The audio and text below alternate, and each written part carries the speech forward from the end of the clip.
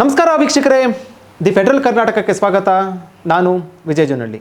ಕಾಂಗ್ರೆಸ್ನ ಮಹತ್ವದ ಬೆಳವಣಿಗೆಯಲ್ಲಿ ಹೈಕಮಾಂಡ್ ನಾಯಕರು ಮುಖ್ಯಮಂತ್ರಿ ಸಿದ್ದರಾಮಯ್ಯ ಅವರಿಗೆ ರಾಜೀನಾಮೆಗೆ ಸೂಚನೆ ಕೊಟ್ಟಿರುವಂಥದ್ದು. ಅದರ ಪ್ರಕಾರ ಸಿದ್ದರಾಮಯ್ಯ ಅವರು ರಾಜೀನಾಮೆಯನ್ನು ಕೊಡ್ತಾ ಇರುವಂಥದ್ದು ಮುಖ್ಯಮಂತ್ರಿ ಸ್ಥಾನಕ್ಕೆ. ಮುಖ್ಯಮಂತ್ರಿಯಾಗಿ ಡಿ ಕೆ ಶಿವಕುಮಾರ್ ಅವರು ಅಧಿಕಾರವನ್ನು ವಹಿಸ್ಕೊಳ್ಳೋಕ್ಕೆ ಸಿದ್ಧತೆಯನ್ನು ನಡೆಸಿರುವಂಥದ್ದು. ಈ ಎಲ್ಲ ಬೆಳವಣಿಗೆಗಳಿಗೆ ಪ್ರಮುಖ ಕಾರಣ, ಪ್ರಮುಖ ಪಾತ್ರ ಒಬ್ಬ ವ್ಯಕ್ತಿ. ಅವ್ರು ಯಾರು ಗೊತ್ತಾ? ಪ್ರಿಯಾಂಕಾ ಗಾಂಧಿ ವಾದ್ರಾ. ಹೌದು ವೀಕ್ಷಕರೇ, ಹೈಕಮಾಂಡ್ ನಾಯಕರ ಸೂಚನೆ ಮೇರೆಗೆ ಸಿದ್ದರಾಮಯ್ಯ ಅವರು ರಾಜೀನಾಮೆ ಕೊಟ್ಟಿದ್ದಾರೆ ಅಂತ ಎಲ್ಲ ಕಡೆ ಚರ್ಚೆ ಆಗ್ತಾ ಇರುವಂಥದ್ದು. ಆದರೆ ಹೈಕಮಾಂಡ್ ನಾಯಕರು ಸೂಚನೆಯನ್ನು ಕೊಟ್ಟಿದ್ದರು, ಹೈಕಮಾಂಡ್ ನಾಯಕರು ಈ ಸಿದ್ದರಾಮಯ್ಯ ಅವರ ಮೇಲೆ ಒತ್ತಡವನ್ನು ಹೇರಿದ್ರೂ ಕೂಡ ಇದಕ್ಕೆ ಬಹಳ ಪ್ರಮುಖ ಕಾರಣ, ಇದರ ಹಿಂದಿನ ಪ್ರಮುಖ ಪಾತ್ರ ವಹಿಸಿರುವಂಥದ್ದು ಪ್ರಿಯಾಂಕಾ ಗಾಂಧಿ ವಾದ್ರಾ. ಯಾಕೆಂದರೆ ವೀಕ್ಷಕರೇ, ರಾಹುಲ್ ಗಾಂಧಿ ಅವರು ಸಿದ್ದರಾಮಯ್ಯ ಅವರ ಬೆನ್ನಿಗೆ ನಿಂತಿದ್ದರು. ಯಾಕಂದರೆ ಮುಂಚಿನಿಂದಲೂ ಕೂಡ ಸಿದ್ದರಾಮಯ್ಯ ಅವರ ಪರವಾಗಿ ರಾಹುಲ್ ಗಾಂಧಿ ಅವರು ದೊಡ್ಡ ಮಟ್ಟದಲ್ಲಿ ಬ್ಯಾಟಿಂಗನ್ನು ಮಾಡ್ತಾಯಿದ್ರು. ಸಿದ್ದರಾಮಯ್ಯ ಅವರ ಪರವಾಗಿ ರಾಹುಲ್ ಗಾಂಧಿ ಅವರು ದೊಡ್ಡ ಮಟ್ಟದಲ್ಲಿ ನಿಂತಿದ್ದರು. ಮತ್ತು ಸಿದ್ದರಾಮಯ್ಯ ಅವರಿಗೆ ತುಂಬ ಪ್ರಿಯವಾದಂಥ ವ್ಯಕ್ತಿ ರಾಹುಲ್ ಗಾಂಧಿ ಅವ್ರಿಗೂ ಅಷ್ಟೇ ಸಿದ್ದರಾಮಯ್ಯ ಕಂಡ್ರೆ ಬಹಳ ಅಚ್ಚುಮೆಚ್ಚು. ಇಂಥ ಸಿದ್ದರಾಮಯ್ಯ ಅವರನ್ನು ಮುಖ್ಯಮಂತ್ರಿ ಸ್ಥಾನದಿಂದ ಯಾವುದೇ ಕಾರಣಕ್ಕೂ ರಾಹುಲ್ ಗಾಂಧಿ ಅವರು ತೆಗೋದಿಲ್ಲ, ಯಾವುದೇ ಕಾರಣಕ್ಕೂ ರಾಹುಲ್ ಗಾಂಧಿ ಅವರು ಸಿದ್ದರಾಮಯ್ಯ ಅವರನ್ನು ಕೆಳಗಡೆ ಇಳಿಸೋದಿಲ್ಲ ಅನ್ನುವಂಥದ್ದು ಕೂಡ ನಿಮಗೆ ಬಹಿರಂಗ ಸತ್ಯ, ಬಹಿರಂಗ ಚರ್ಚೆ ಕೂಡ ಇತ್ತು. ಇದೆಲ್ಲದರ ನಡುವೆ ಯಾಕೆ ಸಿದ್ದರಾಮಯ್ಯ ಅವ್ರನ್ನ ಖುದ್ದು ರಾಹುಲ್ ಗಾಂಧಿಯವರೇ CM ಸ್ಥಾನದಿಂದ ಕೆಳಗೆ ಇಳಿಯಿರಿ ಅಂತ ಹೇಳಿದ್ರು ಅನ್ನೋದಕ್ಕೆ ಬಹಳ ಪ್ರಮುಖ ಕಾರಣ ಪ್ರಿಯಾಂಕಾ ಗಾಂಧಿ ವಾದ್ರಾ. ಹೌದು, ಯಾಕೆಂತಂದರೆ ಪ್ರಿಯಾಂಕಾ ಗಾಂಧಿ ವಾದ್ರಾ ಅವರ ಪಾತ್ರ ಇರಲಿಲ್ಲ ಅಂತಂದಿದ್ದರೆ, ಪ್ರಿಯಾಂಕಾ ಗಾಂಧಿಯವರು ರಾಹುಲ್ ಗಾಂಧಿಯವರ ಮೇಲೆ ಒತ್ತಡವನ್ನು ಹಾಕಲಿಲ್ಲ ಅಂತಂದಿದ್ದರೆ ಖಂಡಿತವಾಗ್ಲೂ ಕೂಡ ಮುಖ್ಯಮಂತ್ರಿ ಸಿದ್ದರಾಮಯ್ಯ ಅವರು CM ಸ್ಥಾನಕ್ಕೆ ರಾಜೀನಾಮೆ ಕೊಡ್ತಾ ಇರಲಿಲ್ಲ. ಈ ಬೆಳವಣಿಗೆನೇ ಕೂಡ ನಡೀತಾ ಇರಲಿಲ್ಲ. ಆರಂಭದಿಂದಲೂ ವೀಕ್ಷಕರೇ, ಪ್ರಿಯಾಂಕಾ ಗಾಂಧಿಯವರ ಒಡನಾಟ ಮತ್ತು ಅವರ ಜೊತೆ ಬಾಂಧವ್ಯ ಡಿ ಕೆ ಶಿವಕುಮಾರ್ಗೆ ಚೆನ್ನಾಗಿರುವಂಥದ್ದು.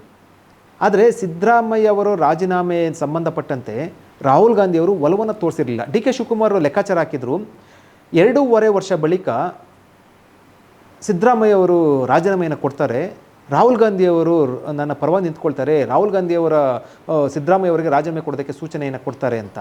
ಈ ನಿಟ್ಟಿನಲ್ಲಿ ಹೈಕಮಾಂಡ್ ಮಟ್ಟದಲ್ಲಿ 2 ಬಣ ಆಗಿತ್ತು ಮುಖ್ಯಮಂತ್ರಿ ಸಿದ್ದರಾಮಯ್ಯ ಅವರ ರಾಜೀನಾಮೆ ವಿಚಾರಕ್ಕೆ ಸಂಬಂಧಪಟ್ಟಂತೆ. ಮಲ್ಲಿಕಾರ್ಜುನ್ ಖರ್ಗೆ ಮತ್ತು ಸುರ್ಜೇವಾಲಾ ಅವರು ಡಿ ಕೆ ಶಿವಕುಮಾರ್ ಪರವಾಗಿ ನಿಂತಿದ್ದರೆ, ಮಲ್ಲಿಕಾರ್ಜುನ್ ಖರ್ಗೆ ಮತ್ತು ಸುರ್ಜೇವಾಲಾ ಅವರು ಡಿ ಕೆ ಶಿವಕುಮಾರ್ ಪರವಾಗಿ ನಿಂತಿದ್ದರೆ, ರಾಹುಲ್ ಗಾಂಧಿ ಮತ್ತು KC ವೇಣುಗೋಪಾಲ್ ಅವರು ಸಿದ್ದರಾಮಯ್ಯ ಅವರ ಪರವಾಗಿ ನಿಂತಿದ್ದರು. ಈ ನಿಟ್ಟಿನಲ್ಲಿ 2.5 ವರ್ಷ ಬಳಿಕ ರಾಜೀನಾಮೆ ಕೊಡುವಂಥ ವಿಚಾರ ಅಥವಾ ಆ ಒಂದು ಪ್ರಸಂಗ ಇದೆಯಲ್ವಾ, ಅದು ನಡೀಲಿಲ್ಲ.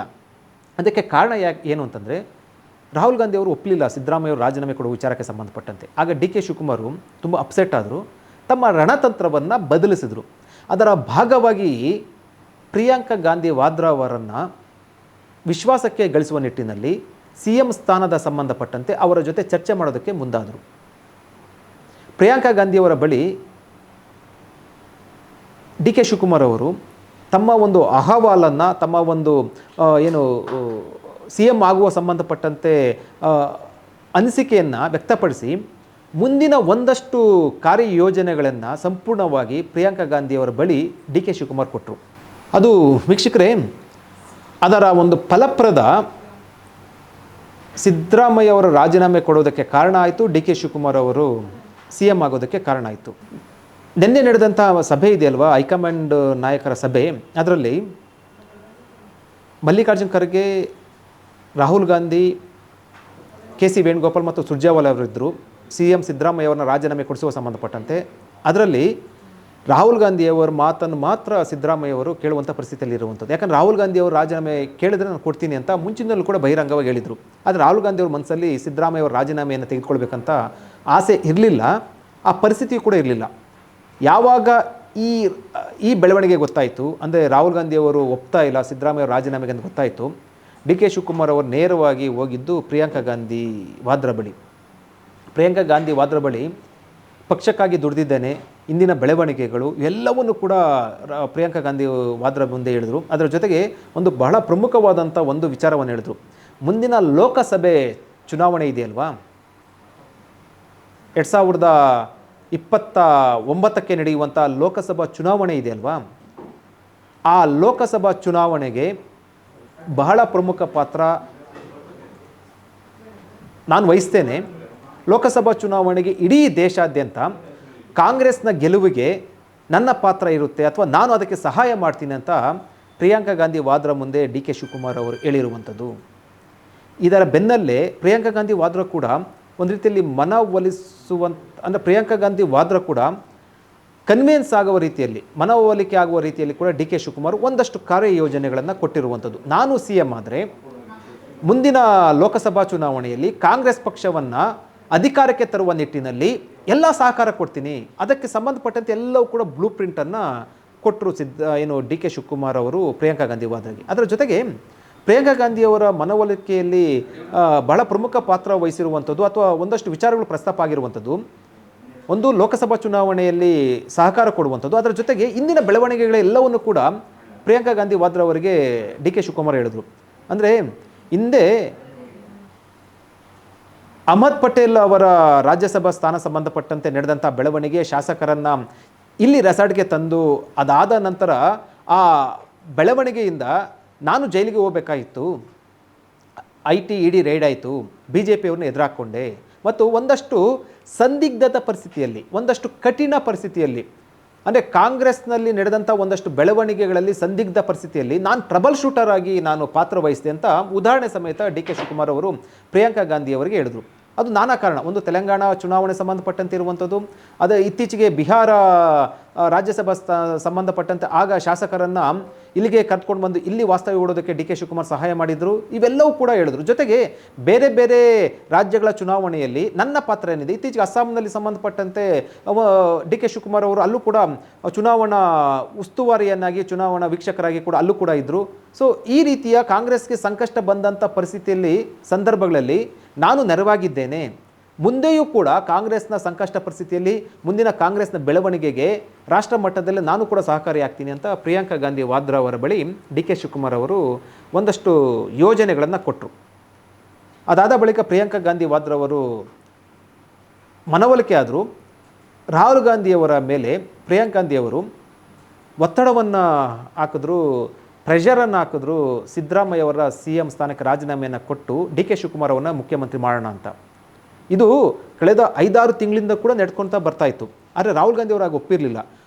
ಆದರೆ ಅಂತಿಮವಾಗಿ ರಾಹುಲ್ ಗಾಂಧಿಯವರಿಗೆ ಸೋನಿಯಾ ಗಾಂಧಿ ಮತ್ತು ಪ್ರಿಯಾಂಕಾ ಗಾಂಧಿಯವರು, ಅಂದರೆ ಪ್ರಿಯಾಂಕಾ ಗಾಂಧಿಯವರೇ ಕೂಡ ಬಹಳ ಪ್ರಮುಖ ಪಾತ್ರ ವಹಿಸಿದ್ದರು. ಪ್ರಿಯಾಂಕಾ ಗಾಂಧಿಯವರು ಸೋನಿಯಾ ಗಾಂಧಿಯವರ ಮೂಲಕ ರಾಹುಲ್ ಗಾಂಧಿಯವರ ಜೊತೆ ಸುದೀರ್ಘ ಚರ್ಚೆ ನಡೆಸಿ, ಇಲ್ಲ ಒಂದು ಸಿದ್ದರಾಮಯ್ಯವ್ರಿಗೆ 2 ಬಾರಿ ಅವಕಾಶ ಕೊಟ್ಟಿದ್ದೇವೆ ಮತ್ತು ಡಿ ಕೆ ಶಿವಕುಮಾರ್ ಮೂಲ ಕಾಂಗ್ರೆಸ್ಸಿಗ, ಕಟ್ಟ ಕಾಂಗ್ರೆಸ್ಸಿಗ ಮತ್ತು ಕಾಂಗ್ರೆಸ್ಗೆ ತುಂಬ ಲಾಯಲ್ ಆಗಿರುವಂಥ ವ್ಯಕ್ತಿ ಮತ್ತು ಒಂದಷ್ಟು ಬೆಳವಣಿಗೆಗಳಲ್ಲಿ ಕಾಂಗ್ರೆಸ್ಗೆ ಸಹಾಯ ಆಗುತ್ತೆ, ಈ ನಿಟ್ಟಿನಲ್ಲಿ ಅವ್ರನ್ನ ಮುಖ್ಯಮಂತ್ರಿ ಮಾಡಬೇಕು ಅಂತ ಪ್ರಿಯಾಂಕಾ ಗಾಂಧಿಯವರು ಪಟ್ಟನ್ನು ಹಿಡಿದ್ರು. ರಾಹುಲ್ ಗಾಂಧಿಯವರನ್ನ ಮನವೊಲಿಸುವಲ್ಲಿ ಪ್ರಿಯಾಂಕಾ ಗಾಂಧಿಯವರು ಯಶಸ್ವಿಯಾದರು. ಯಾಕಂದರೆ ನಿನ್ನೆ ಈ ಎಲ್ಲ ಬೆಳವಣಿಗೆಗಳ ನಡುವೆ ಸಿದ್ದರಾಮಯ್ಯವ್ರ ಜೊತೆ ಚರ್ಚೆ ನಡೆಸಿ ರಾಹುಲ್ ಗಾಂಧಿ ಅವರು ಸೋನಿಯಾ ಗಾಂಧಿ ನಿವಾಸಕ್ಕೆ ಹೋಗ್ತಾರೆ. ಸೋನಿಯಾ ಗಾಂಧಿ ನಿವಾಸದಲ್ಲಿ ಪ್ರಿಯಾಂಕಾ ಗಾಂಧಿ ಮತ್ತು ಸೋನಿಯಾ ಗಾಂಧಿ ಅವರು ಇರ್ತಾರೆ. ಆಗ ಅವ್ರ ಜೊತೆ ಚರ್ಚೆ ನಡೆಸಿ ಮತ್ತೆ ವಾಪಸ್ ಬರ್ತಾರೆ. ಈ ಎಲ್ಲ ಎಪಿಸೋಡ್ನಲ್ಲಿ, ಈ ಎಲ್ಲ ಬೆಳವಣಿಗೆಯಲ್ಲಿ ಪ್ರಿಯಾಂಕಾ ಗಾಂಧಿ ವಾದ್ರಾ ಎಲ್ಲೂ ಕೂಡ ನೇರವಾಗಿ ಕಾಣಿಸ್ಕೊಂಡಿಲ್ಲ. ಆದರೆ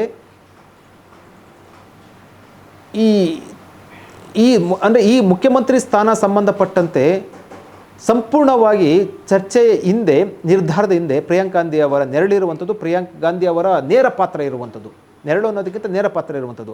ದೆಹಲಿಯಲ್ಲಿ ವೀಕ್ಷಕರೇ, ರಾಹುಲ್ ಗಾಂಧಿ ಅವರನ್ನ ಭೇಟಿ ಮಾಡೋದಕ್ಕೆ ಮುಖ್ಯಮಂತ್ರಿ ಸ್ಥಾನ ಸಂಬಂಧಪಟ್ಟಂತೆ ಕಳೆದ 5-6 ತಿಂಗಳಿಂದ ಡಿ ಕೆ ಶಿವಕುಮಾರ್ ಅವರು ಹಲವು ಬಾರಿ ಹೋದರೂ ಕೂಡ ರಾಹುಲ್ ಗಾಂಧಿ ಅವರ ಭೇಟಿಯಾಗಿರಲಿಲ್ಲ. ಭೇಟಿ ಮಾಡೋಕ್ಕೆ ರಾಹುಲ್ ಗಾಂಧಿ ಅವರು ಇಷ್ಟಪಟ್ಟಿರಲಿಲ್ಲ. ಯಾಕಂದರೆ CM ಸ್ಥಾನ ಸಂಬಂಧಪಟ್ಟಂತೆ ಚರ್ಚೆ ಮಾಡ್ತಾರೆ, ಅದಕ್ಕೆ ನನಗೆ ಇಷ್ಟ ಇಲ್ಲ ಅಂತ. ಆದರೆ ಆ ಸಂದರ್ಭದಲ್ಲಿ ಪ್ರಿಯಾಂಕಾ ಗಾಂಧಿ ವಾದ್ರಾವನ್ನು ಡಿ ಕೆ ಶಿವಕುಮಾರ್ ಭೇಟಿಯಾಗಿದ್ದರು. ಮತ್ತು ಇತ್ತೀಚೆಗೆ ಪ್ರಿಯಾಂಕಾ ಗಾಂಧಿ ವಾದ್ರಾ ಅವರ ಪತಿ ರಾಬರ್ಟ್ ವಾದ್ರಾ ಅವರು ಬೆಂಗಳೂರಿಗೆ ಆಗಮಿಸಿದರು ಕಳೆದ ಒಂದು 3 ತಿಂಗಳ ಹಿಂದೆ. ಆ ಸಂದರ್ಭದಲ್ಲಿ ಡಿ ಕೆ ಶಿವಕುಮಾರ್ ಅವರು ರಾಬರ್ಟ್ ವಾದ್ರಾ ಅವರ ಜೊತೆ ಕೂಡ ಚರ್ಚೆ ನಡೆಸಿದರು.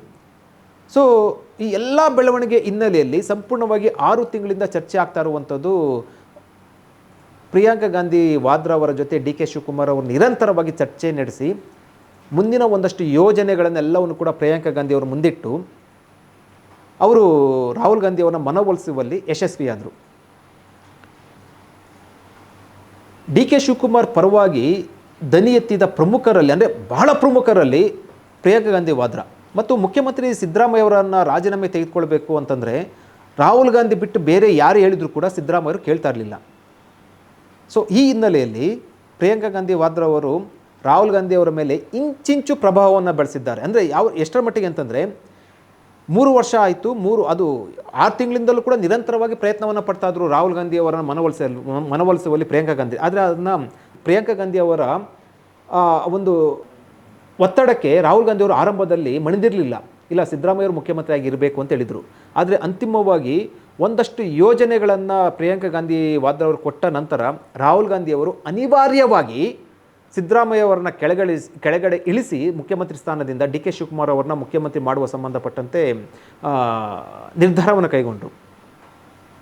ಮತ್ತು ಇತ್ತೀಚೆಗೆ ರಾಹುಲ್ ಗಾಂಧಿ ಅವ್ರನ್ನ ಭೇಟಿ ಮಾಡೋದಕ್ಕಿಂತ ಹೆಚ್ಚಾಗಿ ಪ್ರಿಯಾಂಕಾ ಗಾಂಧಿ ವಾದ್ರಾ ಅವರನ್ನ ಭೇಟಿ ಮಾಡಿದ್ದೇ ಡಿ ಕೆ ಶಿವಕುಮಾರ್ ಹೆಚ್ಚು. ಮತ್ತು ಜೊತೆಗೆ ಅವರ ಆಪ್ತರ ಬಳಿ ಡಿ ಕೆ ಶಿವಕುಮಾರ್ ಅವರು ಹೇಳ್ಕೊಂಡಿದ್ರು, ನಮಗೆ ಬಂದ ಮೂಲಗಳ ಮಾಹಿತಿ ಪ್ರಕಾರ ಮತ್ತು ಅವರ ಆಪ್ತ ಬಳಗದ ಪ್ರಕಾರ,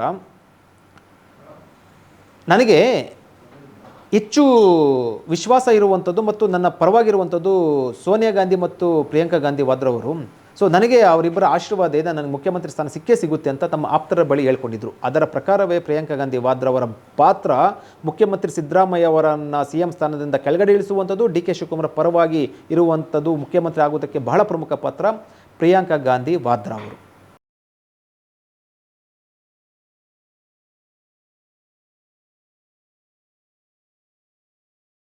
ಹೆಚ್ಚಿನ ಸುದ್ದಿ ಅಪ್ಡೇಟ್ಗೆ ಈಗಲೇ the federal Karnataka YouTube page ಅನ್ನು ಸಬ್ಸ್ಕ್ರೈಬ್ ಮಾಡಿ.